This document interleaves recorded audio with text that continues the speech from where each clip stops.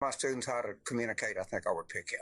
Wow. That guy stays on message. You cannot get him out of talking about affordability. You notice what he was talking about: rent stabilization, building more houses. He talks about transit, and it's just a real tutorial. And Mamdani does something that is very important. He tells people, "I see you. I see what your life is."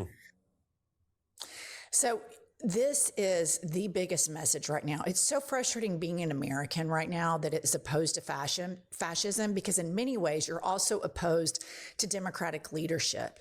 And it's so frustrating. It's so incredibly frustrating because democratic leadership, when you look at Booker, when you look at Jeffries, when you look at Chuckles, they will not endorse Zoran because of their AIPAC donations, because they are terrified of AIPAC running candidates against them. And I kind of go back to David Hogg here. Maybe we run progressives against them, because that leadership is the death knell to fascism. That style of corporate Democratic Party leadership leads directly to the vacuum that allows the Marjorie Taylor Greens, the Steve Bannons, the Tucker Carlsons, and the Donald Trumps to fill it. And lastly, this guy, Curtis Sliwa, he is receiving a lot of pressure from billionaires to drop out of the race. Billionaires that lost in the primary, billionaires that are terrified of paying 2% more in taxes, billionaires that are butthurt that Zoran Mamdani won't sit down with them because they think they're so entitled and they think they're so special that they should have a one-on-one meeting with this man. And he's beholden to no one but New Yorkers. And he doesn't lead with his ego, he leads with empathy. So let's hear from the Republican opponent of Zoran Mamdani. That means if you talk to me and you offer me a bribe, which is unethical, it could be illegal, and I'm going to have to run right to Alvin Bragg and his investigators, and you could be in double trouble. So, I mean, they are really putting a lot of pressure on this guy. And this is the system that corporate Democrats are trying to preserve. They are conservative preservationists that want to preserve the status quo. Status quo politics brought us Donald Trump. And look at the two different games we play. Does Donald Trump govern incrementally?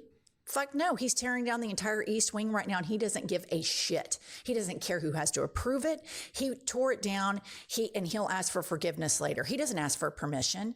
He is going and doing everything that he wants to do. The days of incremental, pussyfooting, lollygagging politics are over, and the Democratic leadership needs to take note or step aside. And I agree with David Hogg. Let's run true progressives that don't lead with ego, that don't lead with corporate interests, that lead with the best interests for the United States of America, because the capitalism that all of these billionaires love so much, it is not sustainable in this system. All right, that's all we have for this episode. Please like and subscribe. Buy our book. It's linked right below in the show notes, and we'll be back later with more news.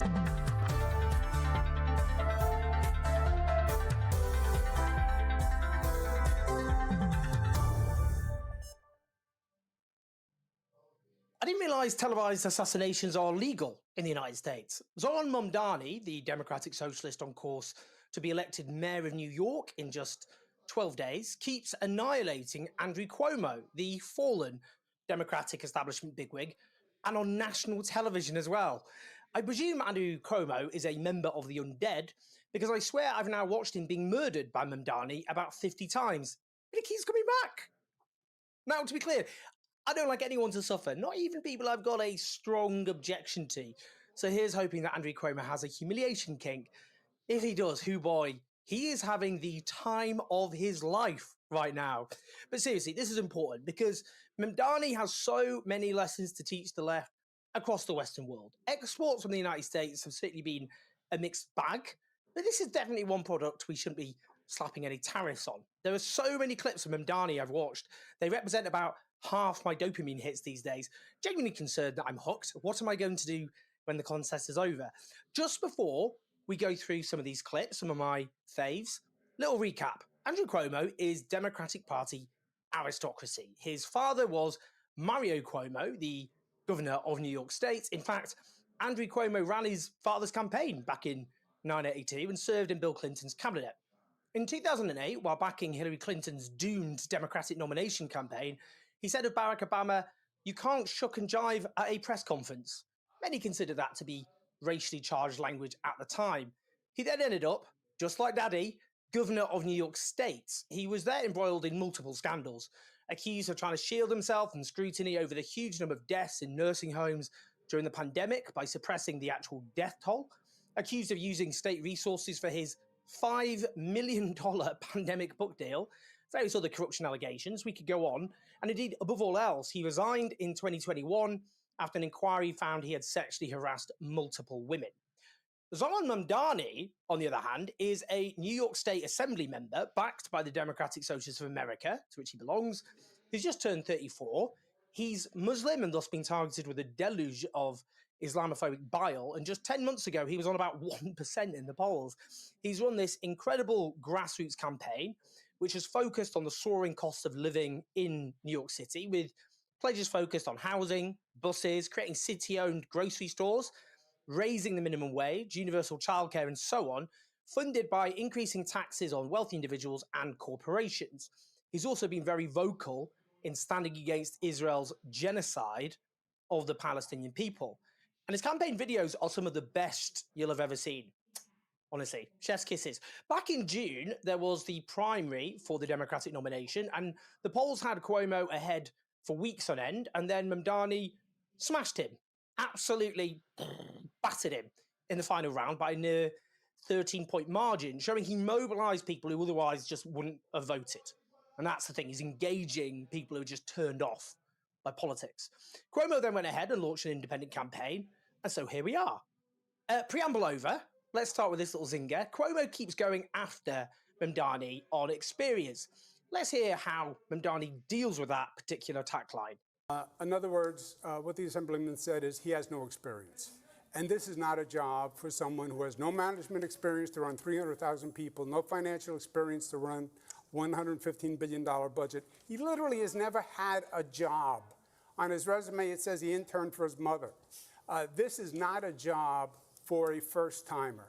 Any day, you could have a hurricane, you have, God forbid, a 9/11, a health pandemic.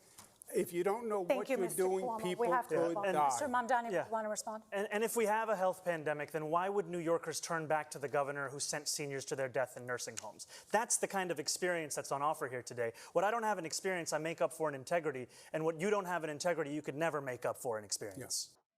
What makes us different from your regular rug supplier is the fact. Oof! Killed, stone dead. You know, I'm torn with these videos, partly because I've been diagnosed with this condition called being terminally British. So I struggle with socially awkward situations of any kind.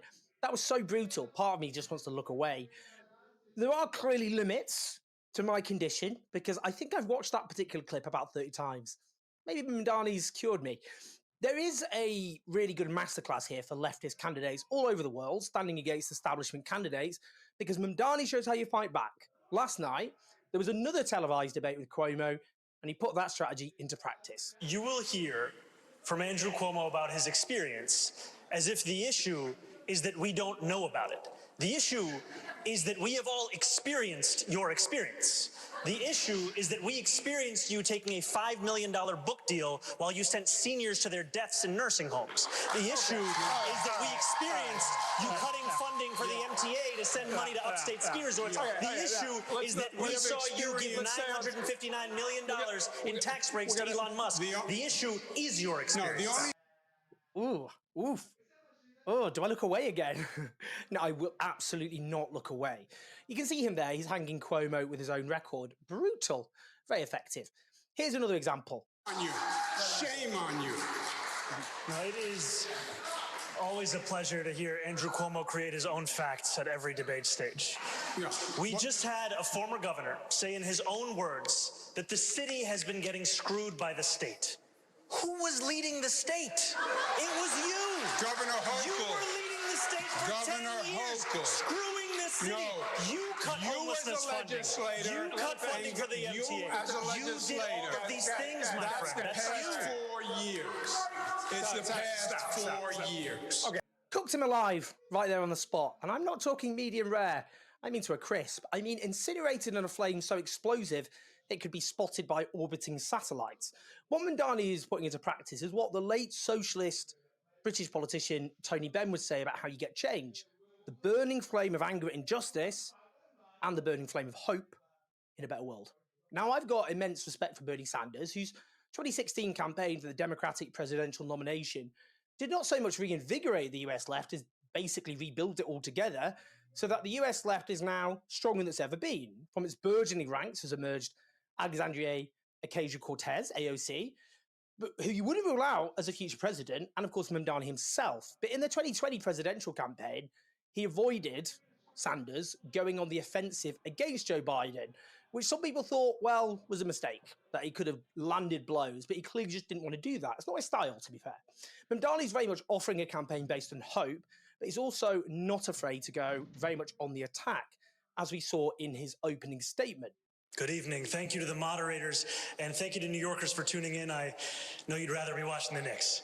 While there are 3 candidates on this stage, you will hear only 2 messages.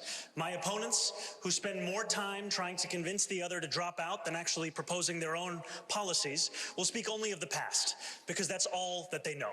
I am the sole candidate running with a vision for the future of this city. Andrew Cuomo will spend much of tonight attacking me.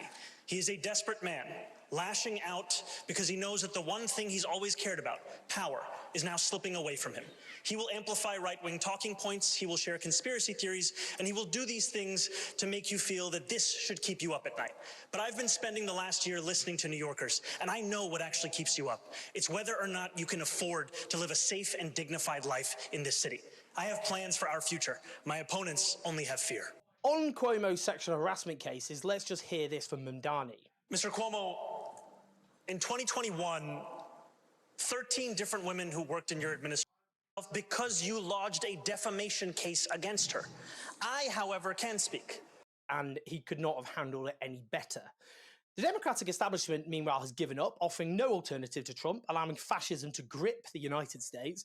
But Mamdani is taking a different approach. Listen to this. Look, Donald Trump ran on 3 promises. He ran on creating the single largest deportation force in American history. He ran on going after his political enemies, and he ran on lowering the cost of living. If he wants to talk to me about the 3rd piece of that agenda, I will always be ready and willing. But if he wants to talk about how to pursue the 1st and 2nd piece of that agenda at the expense of New Yorkers, I will fight him every single step of the way. Okay.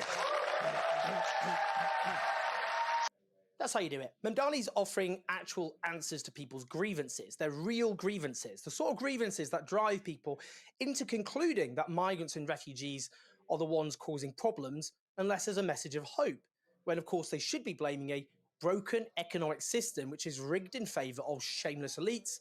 He's also taking on Trump's naked authoritarianism, and that is far more likely to win respect than the umming and ahhing on display from the Democratic top brass. Now, let's just listen to this answer he's given on the question of Israel and Palestine. Thank you. Go ahead. There have been a number of absolutely unfounded lies that have been said by Andrew Cuomo. I would just like a moment to address them directly.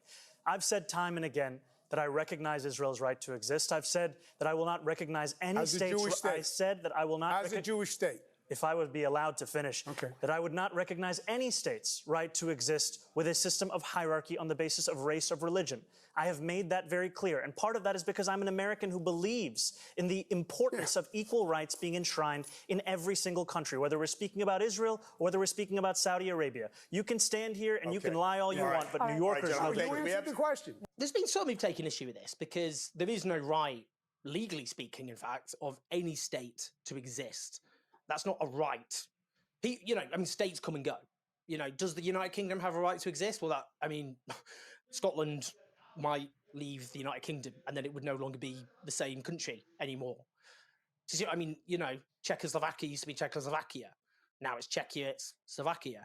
People have the right to national self-determination so long as that does not cut across the right of another people to national self-determination, which is what Israel has done, of course, from its inception. Not just cut against, but suppress violently the right of the Palestinian people to national self-determination. But what Mamdani's done here is offer a really good template other politicians can use. You see, Israel's cheerleaders, by definition, spend the most basic liberal principles. That's what is so